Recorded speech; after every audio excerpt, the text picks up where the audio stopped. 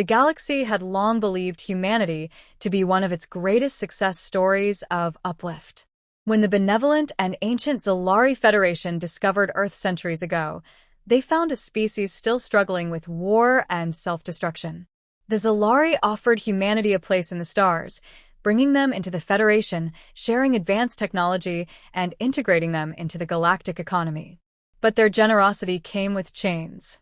Humans were not given full citizenship in the Federation. Instead, they were classified as a servant species, deemed too aggressive, too chaotic, and too undisciplined to govern themselves in a peaceful interstellar society. They were allowed to work, to serve, to contribute, but never to rule. Over time, entire generations of humans were born into servitude, assigned to labor camps, low-ranking military positions, and menial jobs under alien overseers. Those who resisted simply disappeared. But the Xelari had made a critical mistake. By integrating humanity into their empire, they had inadvertently given them access to everything they would one day use to tear it down. Humans worked in alien factories, learning their engineering. They fought in alien wars, learning their strategies. They built the Federation's weapons, piloted their ships, and maintained their infrastructure. Every law designed to keep humanity weak had only trained them to be stronger. And then, the spark of rebellion was lit.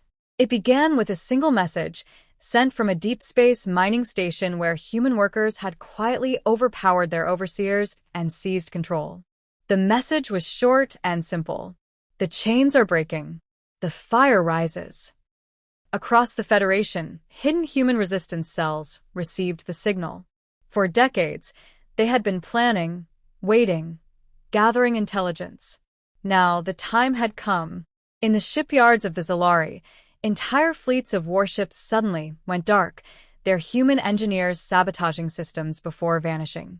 On distant colony worlds, factories meant to produce weapons for the Federation's armies were instead repurposed to build arms for the coming revolution.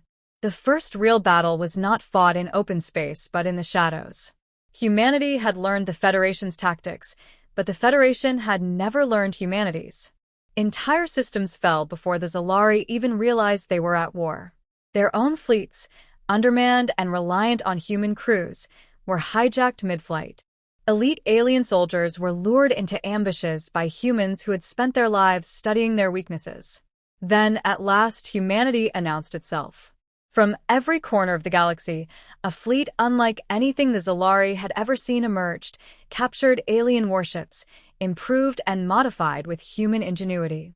They moved with speed and precision, striking at key targets, dismantling the Federation's supply lines, severing their communications. And at the heart of it all, humanity's message echoed across every transmission channel. We are not servants. We are not children. We are not yours. We are free. The war that followed was not a war of conquest. Humanity did not seek to rule the Federation. They sought only to shatter it. They turned the Xelari's own empire into a battlefield, forcing every other species to choose, stand with the oppressors or stand aside. Some resisted, believing the Federation to be the only force holding the galaxy together. Others, long resentful of Xelari dominance, saw the uprising as their chance to break free as well.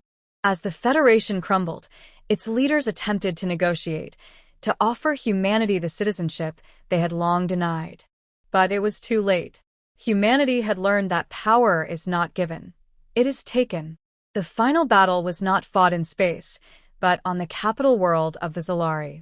Human forces stormed the grand halls of the Federation Senate, where the ruling council had gathered, desperate to maintain control.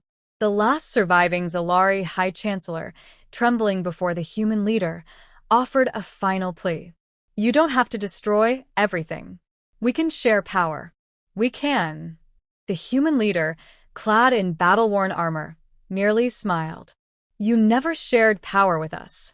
Why should we share it with you? And with that, the era of the Xelari Federation ended. Humanity did not replace it with an empire of their own. They left the ruins for others to rebuild. But they made one thing clear. Never again would humanity be ruled. Never again would they wear chains.